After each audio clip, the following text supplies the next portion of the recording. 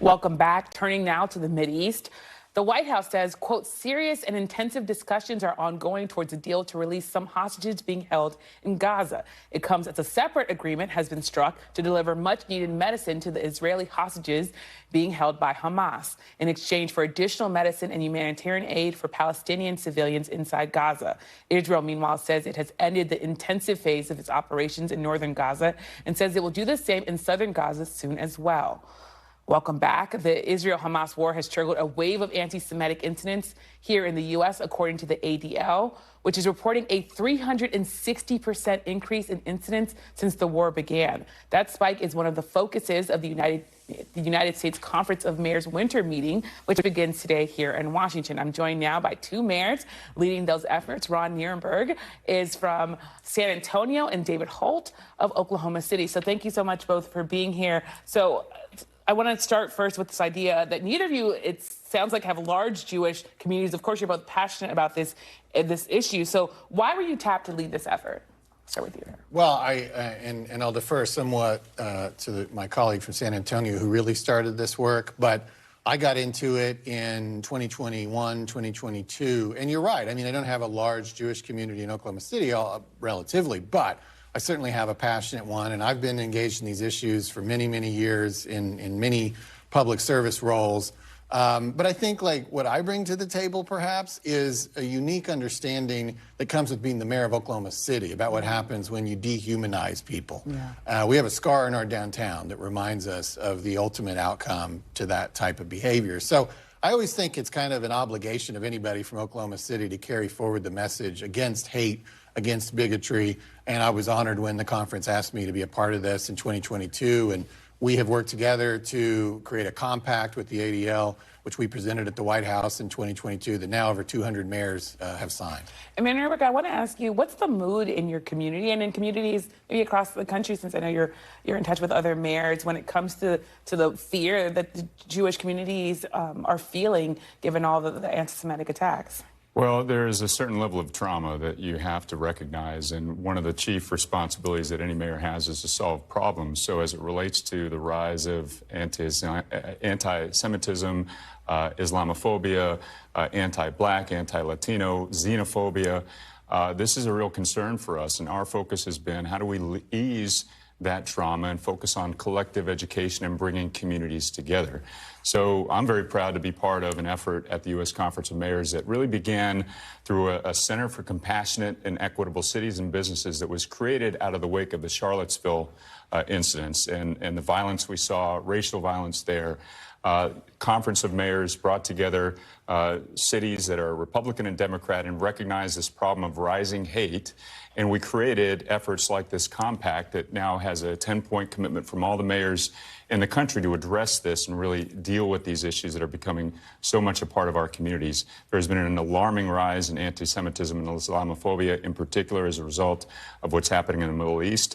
But we can do our efforts at the local level to buck that trend and bring our communities together. It's so important that you bring up, of course, what happened in Charlottesville, but also anti-Semitism and Islamophobia. I want to play for you some sound because my colleague, Tom Yamis, he spoke to two Palestinian college students, 20-year-olds, who were shot in Burlington, Vermont late last year. Take a listen to that interview.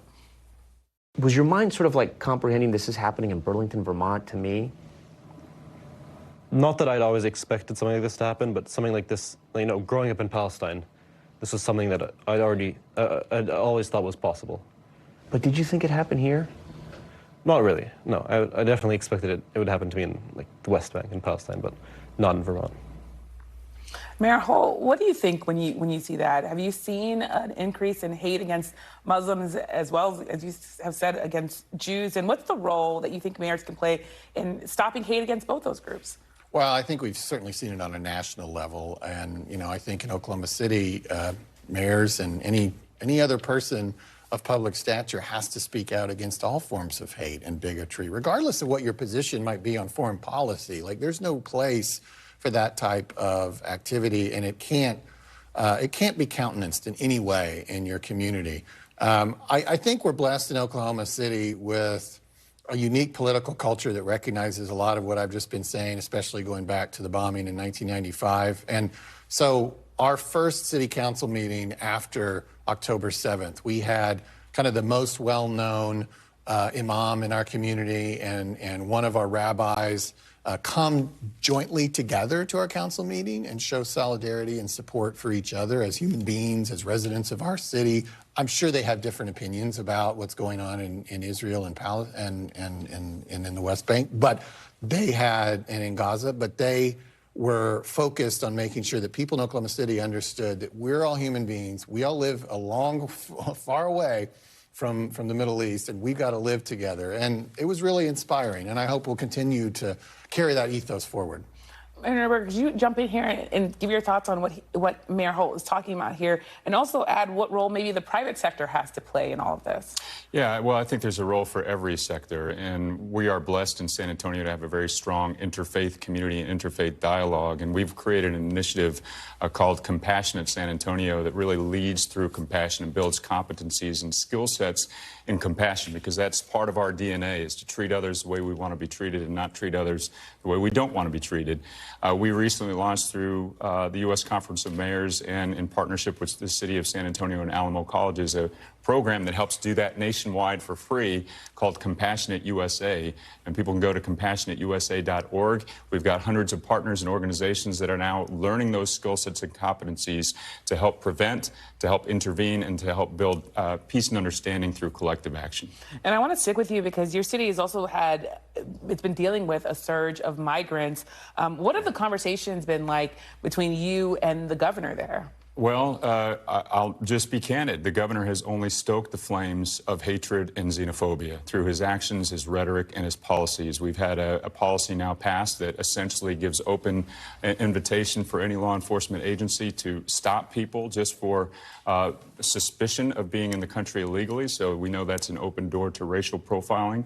But I will tell you that in my community, we have dealt with the migration issue up front for many, many years. And in the last couple of years, we've seen a surge of migrants. We've had 600,000 migrants come through San Antonio since January 2021. And I've promised my community three things. We're going to maintain order, we're going to protect public safety, and we're going to treat people with basic dignity and humanity. We've been able to do that and deal with these issues. What we need is the federal government to do its job, for Congress to do its job and deal with comprehensive immigration reform, but also provide local communities in the United States that are dealing with this migration issue the resources necessary to do what I just said: public safety, maintain order, and treat people with common decency and humanity. Ultimately, the vast majority of folks that are coming across are looking for work opportunities, and they lack that ability because of federal law.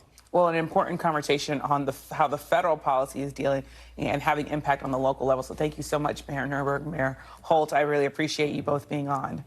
Thanks for watching. Stay updated about breaking news and top stories on the NBC News app or follow us on social media.